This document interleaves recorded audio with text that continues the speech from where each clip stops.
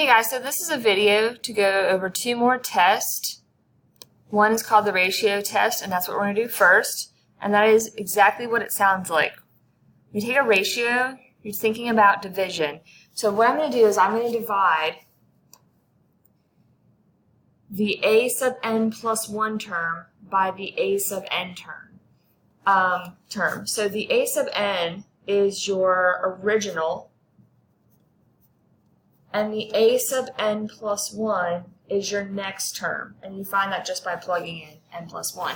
If you divide, and we're not worried about the sign, you look at the absolute value. If you divide and that division is less than 1, then it's going to converge. If we divide and it's more than 1, it's going to diverge. And so also that would mean if it goes to infinity. If it's equal to 1, we don't know what happens. It's inconclusive. You would have to use a different test. A lot of times this test will be best used if you see factorials. Doesn't mean that it's the only one that works, but a lot of times, we might not know what's growing faster. And I think we actually were looking at this problem, number 1, the other day with our alternate series test, or it was very similar. And so if you don't know off the top of your head which one's growing faster, then this test could be a great one for you to use. If you have exponential stuff, because there's a lot of little algebra kind of stuff that we can do with this section. Something to keep in mind is that, if I have 2 to the n plus 1, that is the same as 2 to the n times 2 to the 1. Because when you're multiplying, you add the exponent. So you can work in either direction. Something else to keep in mind is that n factorial is n times n minus 1 times n minus 2, and so on until you get to 0. So we're going to use that, and we're doing a lot of canceling. So if I'm going to look at number 1 first, very first thing I would want to do is plug in n plus 1. So I'm going to do the limit as n goes to infinity. 2 to the n plus 1 over n plus 1 factorial. So I'm taking the a sub n plus 1 term, and I'm going to divide it by the original. Now when you divide, you leave change flip. Things are going to cancel. And for now, I'll rewrite this using the algebra things I just talked about a second ago. So 2 to the n plus 1 is the same as 2 to the n times 2 to the 1.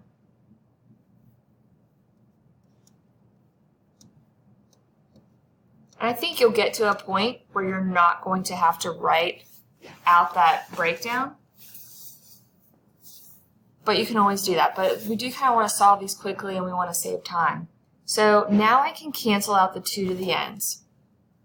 The n factorial, something's going to happen there as well. Because if you think about what n plus 1 factorial looks like, it's n plus 1 times n minus 1 times n minus 2, and so on. Everything in n factorial is going to cancel except for the n plus 1. So when you see something like this, you can get rid of that because this is the next term, and we can just get rid of this. So now I'm looking at taking the limit 2 over n plus 1. Now I know what this is because it goes to 0. So this would converge by the ratio test. All right, so let's look at another one. Same thing. I'm going to plug in n plus 1.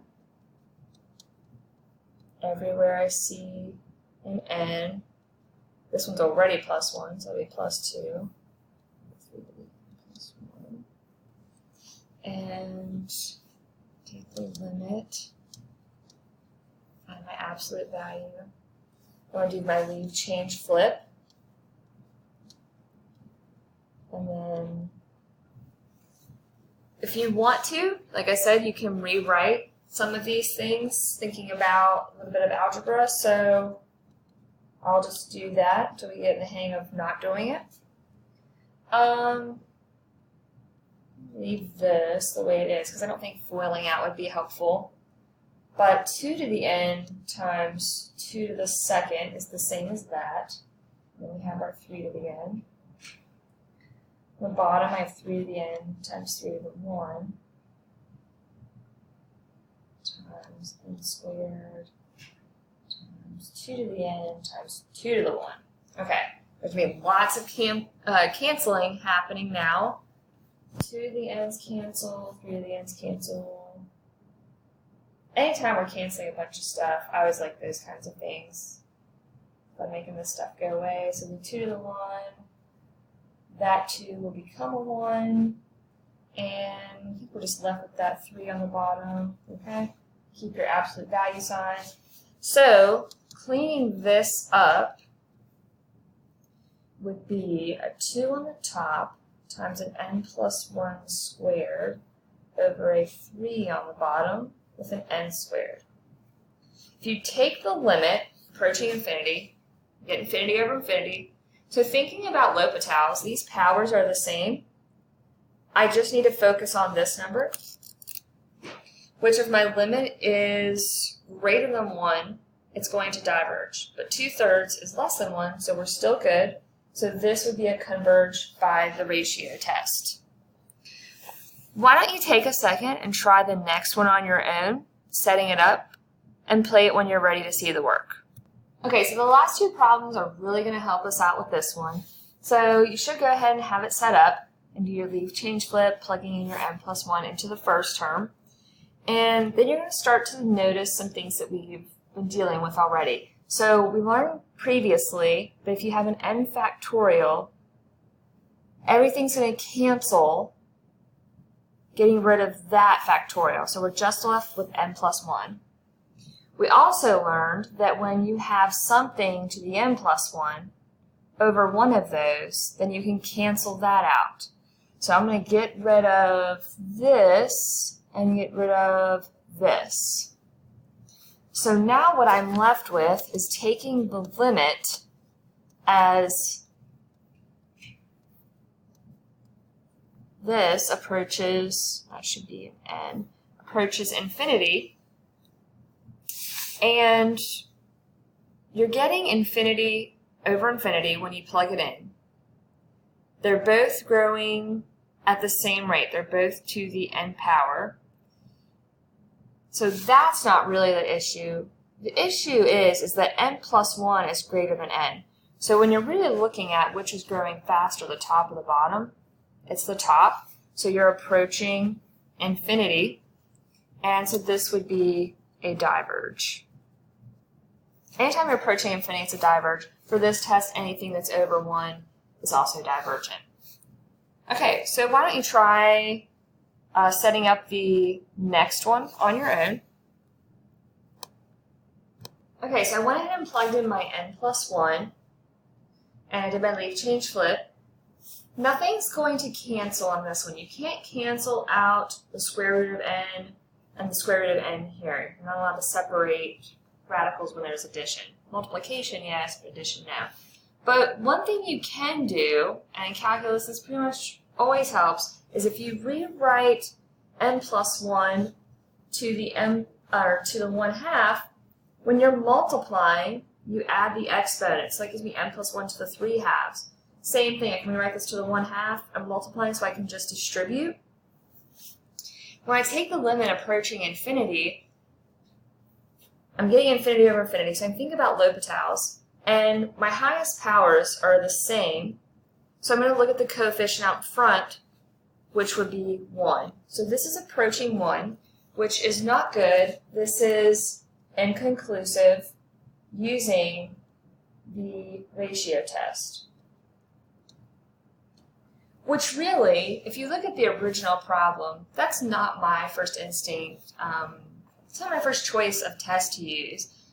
Hopefully you were thinking that alternating series would have been a better option anyway. I do think that alternating series is a little bit less work. And it's really easy if you're just good at taking limits. But this just goes to show that the ratio test isn't always going to work, that you can get inconclusive. So now let's try the alternating series test.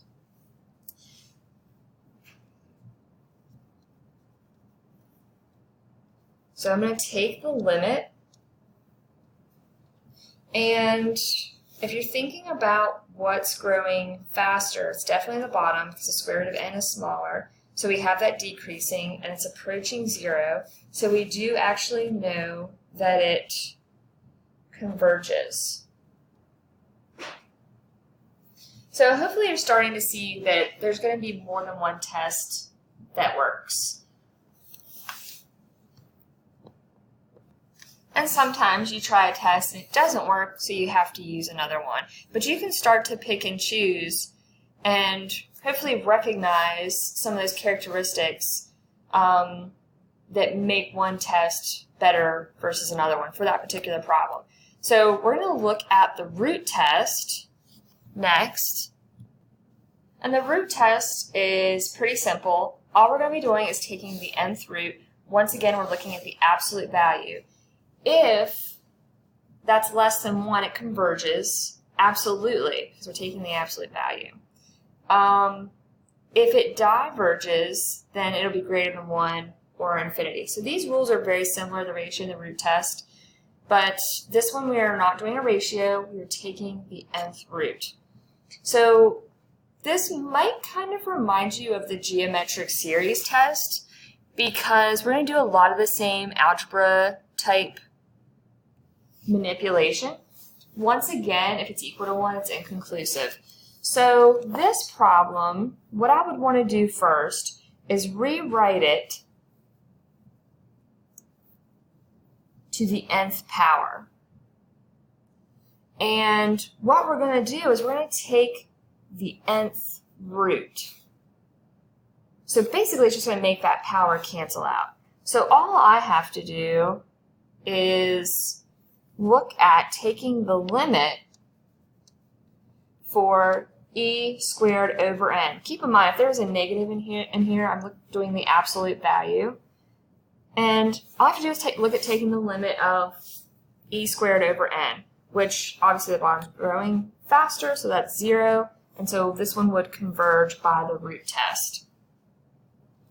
The next one already has it written to the nth power, so all I have to do is basically boop, get rid of that, take the limit, 3 to the n over n plus 1. Obviously that top is growing much faster, that's going to infinity, so it diverges. Why don't you go ahead and try the next one on your own and play it when you're ready to see the work. Okay, so you take the nth root and look at the limit from 1 over ln of n. This is the bottom growing faster than the top, so it's going to approach 0, so it's converging. Let's look at this last problem. Once again, take the nth root, so it gets rid of that. If the whole thing doesn't have that n, you can try to manipulate the problem like we did in the beginning to make it have that n. And if you can't do that, then you're going to have to use a different test. So now I can do the limit. Probably don't even need to write it out at this point. You can look at that and see that it's going to be 5 halves. That's more than 1, so it diverges. If you want to work on ratio and root test a little bit more, these are good problems to do in the book. And feel free to look up more videos if you need to, and let me know if you need help.